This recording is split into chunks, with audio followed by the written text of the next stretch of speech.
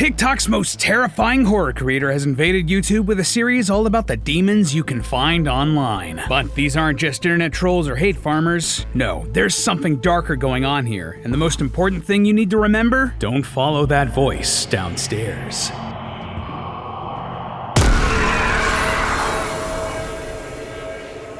Hello Internet, welcome to Film Theory, the show that's not scared of commitment. And welcome back to the final week of Romance Month. Yeah, in honor of Valentine's Day, I wanted to do a bunch of videos celebrating the season of love. We've gone through the evil exes of Scott Pilgrim, the secret romance in the Book of Bill, and last week predicting the plot of Fantastic Four: First Steps. But today, I wanted to go back to Film Theory's roots and dig into some true analog horror with the work of Spencer Lackey. If you don't know Spencer Lackey, you may have still seen some of the horror films in his huge body of work before. Yeah, he's actually an incredibly prolific creator of short horror and has amassed millions of followers on both TikTok and Instagram, and it's easy to see why. Spencer's work is terrifying and eye-catching, relying on horrific imagery and uncanny effects to really give you the spoops. Like for real, this stuff hits all of the right notes. But while these shorts are incredible, what I really wanted to look at today was Spencer's first take on a true long-form analog horror series, a story he calls ASL. If you don't know, outside of American Sign Language, ASL was a common acronym used in chat rooms like AIM and Skype way back in the day. And I'm now realizing that I have to explain what that is.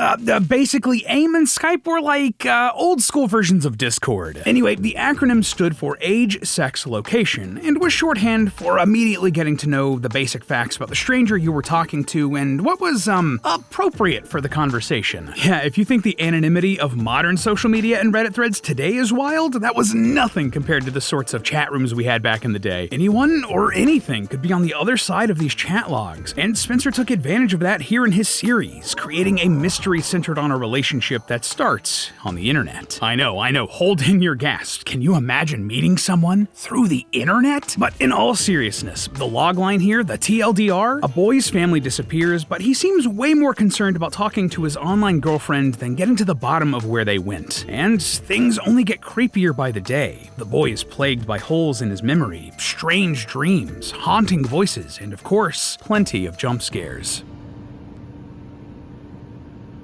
Oh, did you think I was gonna jump scare you there? Well, surprise! I didn't. There's the jump scare. Anyway, of course, this mystery gets dark and may or may not involve a demonic presence haunting both this house and trolling in the chat. So rewind those tapes and log onto your favorite chat rooms, loyal theorists, as we try to find out OMG WTF is ASL. So as always, let's start by going through the plot here to figure out what exactly is going on. Thanks to the title cards of the videos, we know that ASL takes place over 4 days in late November 1997, before a huge portion of you guys were probably born. Oh god, that's the true horror. Our main character, Victor Torrance, an aspiring filmmaker who loves making documentaries, wakes up one morning to find that his family is nowhere to be found. His older brother's door is closed, and his parents' bed appears as if no one has slept in it. And yet, as usual, Victor's mother has seemingly left a thermos of coffee out for him, so Victor's not too worried yet. Well, that is, until he starts hearing things through the house.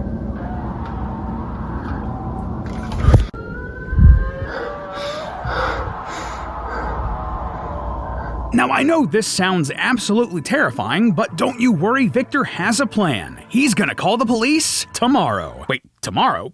Dude, are you serious? Call now. Anyway, I should mention that throughout all of the main story content, there are extra little bits sprinkled in that give us more context to what's happening to Victor and the strange things around the house. For instance, we see a series of messages from one of those old-school AIM-adjacent chat rooms I mentioned earlier between two people named Beelzebubba and Sumasido613. Through context clues, it's clear that Beelzebubba is Victor, while Sumasido is a girl that he's met online, and given their back and forth, Victor is very smitten with this mystery girl despite the fact that they haven't met IRL yet. And judging by the fact that these chat logs are labeled and categorized by the New Jersey Department of Corrections as part of an ongoing investigation, yeah, we can safely say that things don't turn out well. The next day, Victor wakes up to more of the same. His brother's door is still closed, his parents' bed untouched, and a fresh thermos of coffee waiting for him on the counter. And despite promising to call the police and the fact that his family's been missing for over 24 hours now, Victor still doesn't contact the authorities. Instead, he does what most normal people would, and decides to rummage through the footage from his camcorder, though he finds more than he bargained for on one tape. There's a video where he introduces himself, but if you look closely, there's someone peeking into the video from the background, Victor himself, or some weird copy of him. On top of this, Victor is still hearing strange noises throughout the house, and yet Victor still does nothing, and instead he can't stop thinking about his internet girlfriend. For real, dude? Your family is missing and you're definitely being haunted, and you can't stop thinking about her? You need to sort out your priorities, my man. On the third day, Thursday, November 27th, which also just so happened to be that year's Thanksgiving, Victor sits down to give us a vlog update about what's been going on. My family has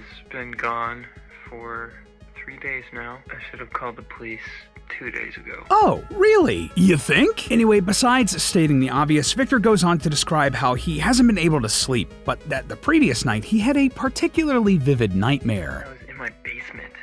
It was pitch black, and it was hot, like a furnace. He then goes on to describe in great detail himself going through a series of doors and a sense of fear, knowing that something terrible was waiting for him on the other side. Unfortunately, Victor gets distracted and cuts off the vlog before he can tell us exactly how the dream ends. But that doesn't mean we don't know how the story goes. Later that day, Victor starts looking at more old videotapes and discovers one labeled Nightmare. And it's a shot-for-shot recreation of the nightmare Victor just had and just described to us, complete with a jump scare ending. Ooh, this is also graphic enough that I'm not actually sure if we can actually show it here on YouTube. Now, already this would be odd enough. Finding a video of a nightmare you just had is spooky, but what makes this even spookier is that the tape is dated November 27th, 1997, the day we are currently on in this story. And yet, despite this, Victor doesn't directly remember seeing this or making this tape. At this point, Victor feels like he's going insane, and he starts messaging his totally real online GF again.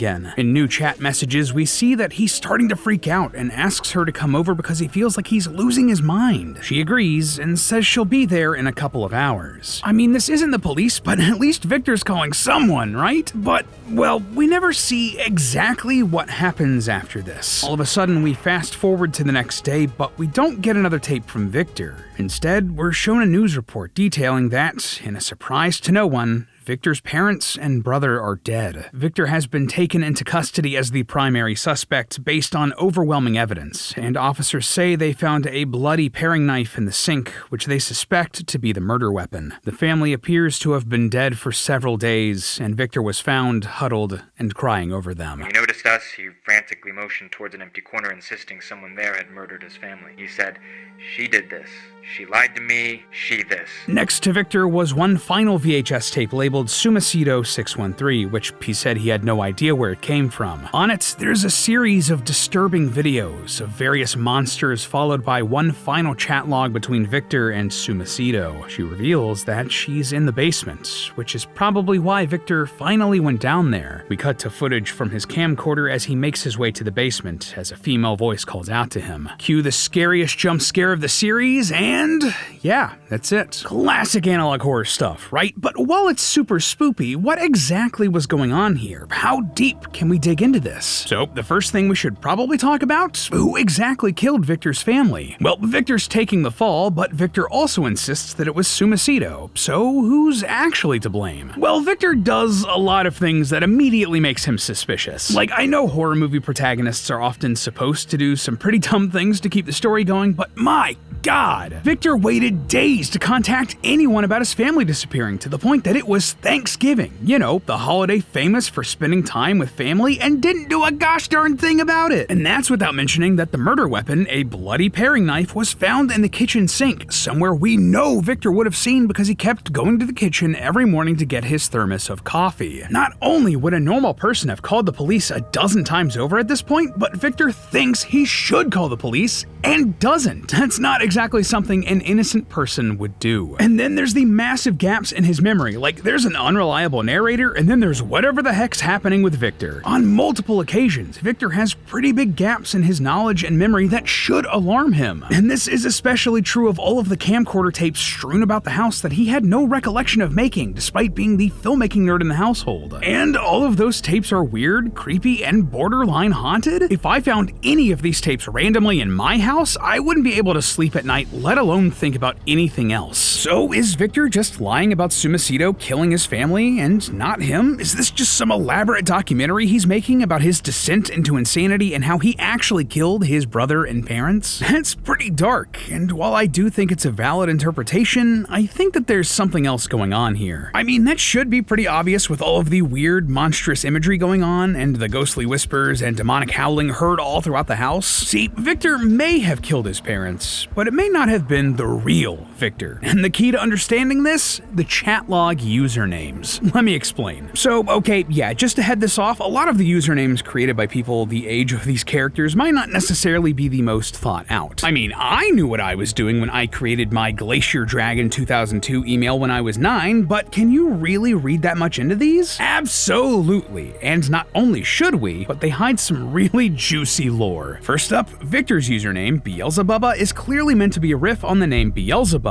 If you don't know, Beelzebub is the name of a demon in a lot of Christian belief. To some, it's just another name for Satan, but in other interpretations of demonology, Beelzebub is its own character entirely, a demon in his own right. And not just any demon, but one of the 7 princes of hell, each representing a different one of the 7 deadly sins. Though there is some disagreement, most people believe that Beelzebub represents either envy or gluttony. But why does that matter? Couldn't this play on Beelzebub just be a dark, edgy username of a dark, edgy teenager in this dark, edgy story? Maybe, that's what I thought at first too, until you also consider the other username in this chat. So if you do some searching, Sumacito doesn't really mean anything, but myself and a lot of other theorists online realized that this collection of letters is also an anagram. And if you decode the letters, it spells Asmodeus. Now, if you're like me and really into occult lore or sunk a couple hundred hours into Baldur's Gate 3, this name should absolutely be ringing a bell. But Asmodeus is way more than just a D&D character. He's a real-life demon in real-life religions. And in fact, he's often considered king of the demons, one of the lords of the hells, and a representative of the sin of lust. All of a sudden, that seems very relevant to this story about a boy who can't stop thinking about a girl, doesn't it? Also worth noting here that Asmodeus appears in the Old Testament of the Bible in the book of Tobit. In it, Asmodeus is tormenting a woman named Sarah, killing each and every one of her suitors on their wedding night so that she is blamed for their deaths. I mean, come on! This is exactly what Victor is claiming happened here in ASL, just with his family instead of his lovers. It's just too perfect to say that there isn't a connection between Sumacito and Asmodeus, and that it wasn't intentional. And once this connection to demons got cemented in my head, I couldn't stop seeing demon or devil or hell imagery popping up all over ASL. Like, for instance, in the section of the series where Victor is looking at the Betamax tapes, one of them is titled Self-Portrait, but it's just a video of a fireplace, fire and brimstone, just like hell. Then there's also the fact that in his dream, Victor finds the basement incredibly warm. I was in my basement.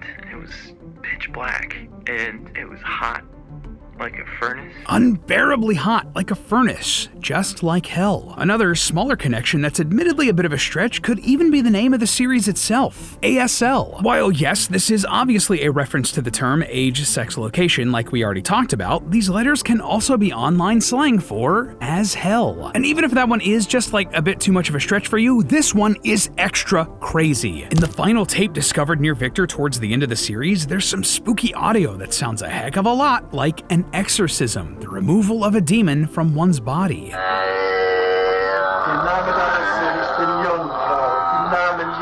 Yeah, you hear that? It sounds like a demonic voice followed by a man speaking over it, very similar to real-world exorcisms. Clearly, demons are all over this story, and this tells us exactly what happened to Victor and his family. Obviously, a demon is involved in this story, posing as Sumacito 613, but she's not just any demon. Either she's Asmodeus or one of his minions, and believe it or not, but there's one particular type of demon that fits this bill perfectly. See, in a lot of modern demonology and in some interpretations of older mythology, Asmodeus is connected to a type of demon known as a succubus. A succubus, or succubi, are demons that take human form, typically female, and are said to appear to men to seduce them. How they do this varies from source to source, or interpretation to interpretation. Sometimes they just appear in a man's dreams. Other times they're literal physical entities that will lay with a man. In some stories, this is fatal fatal for the man as the succubus drains their life force away. In others, they just want to inflict harm and torture their victims. But no matter what version of a succubus we're working with, if Sumisido is a succubus, all of a sudden a whole lot more of this series makes sense. The long-distance relationship, the name ASL, just how distracted and enchanted Victor seemed by Sumisido, why he doesn't call for help, the username being connected to the demon prince of lust, his dreams suddenly taking a demonic turn. Even the weird double of Victor fits. See, though a succubus typically takes the form of a woman, in a lot of stories, they can shapeshift into any form. What we're seeing in this tape wasn't a weird ghost or double of Victor, it was the succubus Sumisido taking his form, probably just like she did when she killed his parents with that paring knife to make sure he took the fall for it. In the end, the story of ASL is a tragedy. For Victor, a lonely kid living in New Jersey, getting attention from someone like Sumisido must have felt like a godsend. Here's a person you can't stop thinking about, that you've literally dreamed about, and she's giving you the time of day? But slowly she manipulated him, deceived him, and sucked him in. And in the end, she took everything from Victor, luring him down into the basement to take the blame for her own dirty work. All in the name of the demon prince of lust, Asmodeus. Guess that really goes to show, be careful who you trust on the internet. But hey, that's just a theory. A film theory. And cut. Up next on Film Theory. One of the scariest analog horror series on the entire internet has finally returned.